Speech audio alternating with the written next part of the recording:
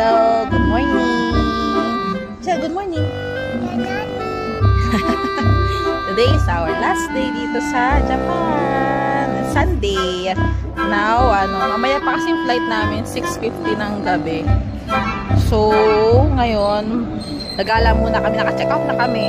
Time check is 10:30 na yata, 10:40 ganun. So, nagala muna kami ngayon hanggang mga around alas 2. Balik na kami ng hotel, tapos hotel ng airport. So, samahan nyo kami.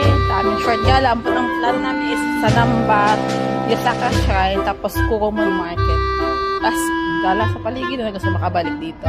Ayun lang. Bye! Bye-bye, Michelle! Ito yung kanyang juice. Yan pa mang juice. Dito sa Japan nabili. Ganda eh. Fruit. Ano siya? Halo-halo. May vegetable, tsaka may fruits. Yay! Bye! See you later! Stop! Namba Yosaka Shrine. Going inside na.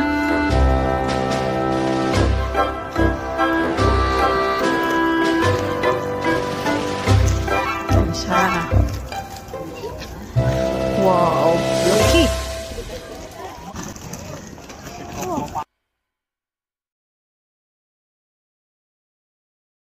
Dito daw sa Kuromon Market, seafood ang seafood ang specialty nila. Dito kay puro siya, puro seafood madalas. Fish. Sabi ni MK, big fish. Big fish. Kami na sa Kuromon Market. Natin nga. Wow. Wow.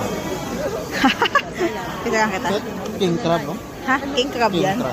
Grabe ang mahal, no? 4 pieces, 17,000. Eh, convert na sa 170. Parang ganun. Oh, hindi mo na sa 100. Grabe, no? Oh, laki, oh. Grabe, no? Dito yan sa Kuromon Market, matatagpuan.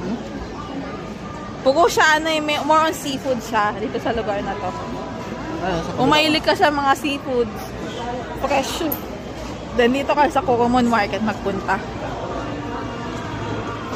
Dito yung nyo. Dito yung matatagpuan yung mga seafood. Kaya seafood siya. Dati may toilet doon, halika. Ayun toilet.